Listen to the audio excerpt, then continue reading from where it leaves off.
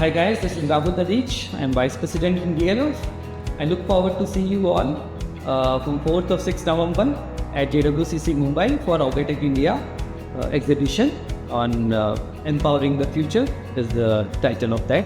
Let's see it here.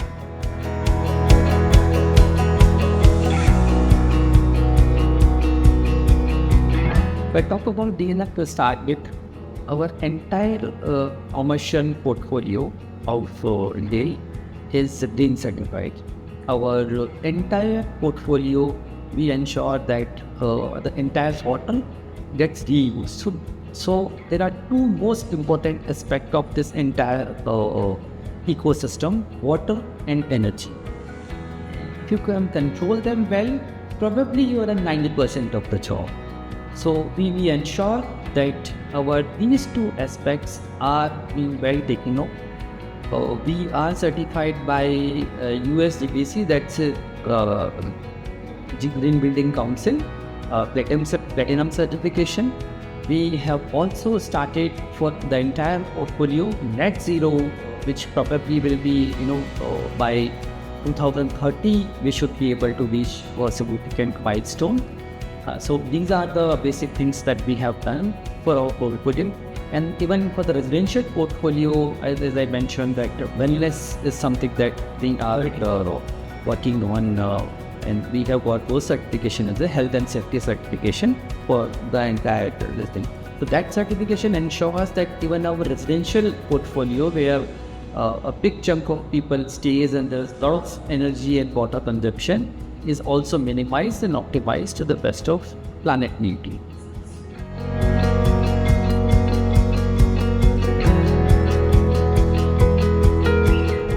Okay, so probably I mentioned this in the past as well.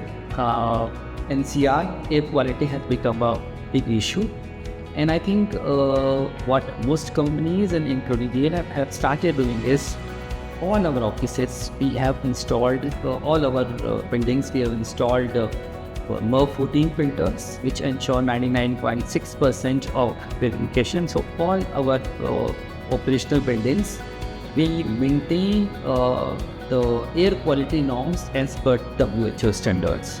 We ensure that throughout the year, even in the peak of which is said to be October and November, when we cross the NCR, we see AQI going as high as 500 plus.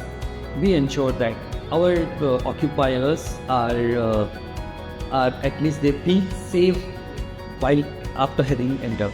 So that's one part of the AQI thing. Apart from that, always most of our buildings, common areas, we can ensure that entire toilets they have got sensor based level. Entire lighting common area has got proximity sensors. So all those things we have already taken care, and this is not probably an year or two that we did. All these things we were probably 5 years ahead of the market.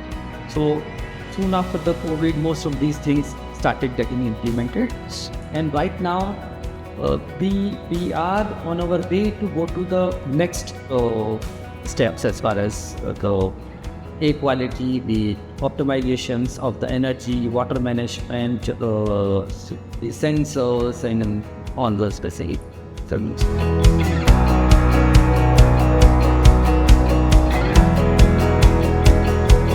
So to start with the FM rule, most of people who are at my level are incidental FM.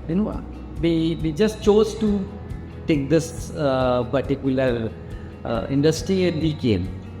Off-site I have seen in the last 5 years or maybe a little more, that's not the case. People are choosing FM as a career. There are institutions who are providing degrees, not even diploma, for this particular industry.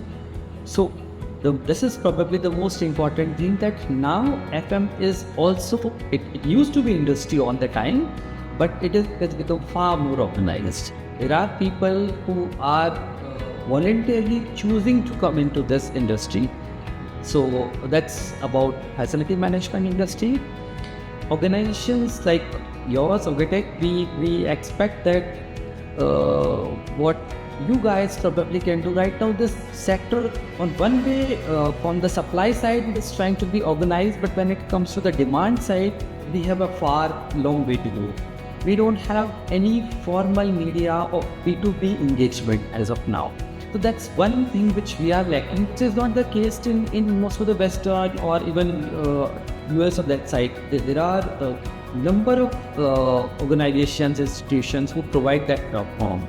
In India, this is something that there's a long way to go and we need to work on that. Then the exchange of ideas, exchange of thought, a platform wherein a supplier can meet the demand or both the parties can have a place to interact with is something that definitely there is a space, and it's a biased space, and we need organizations like this to fill that in a most proficient manner, and probably we'll see a far more bigger more constructive outcome here in time.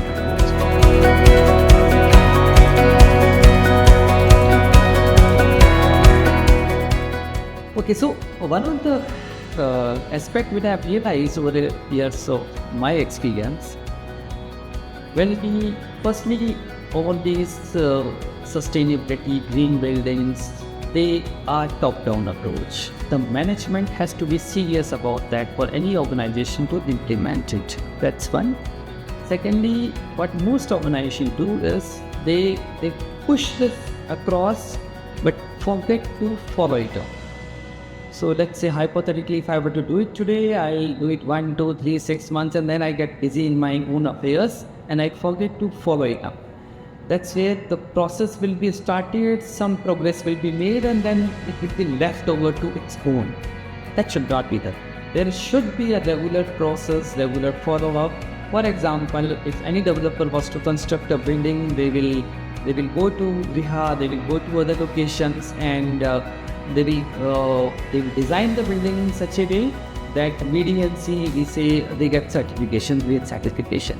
What's more important is that building for its entire life cycle should also have O&M certificate, operation and maintenance. So one part is the initial certification. Far more important part is to continue that legacy for next 50 years. That's where we will probably be able to solve our purpose in a far better way.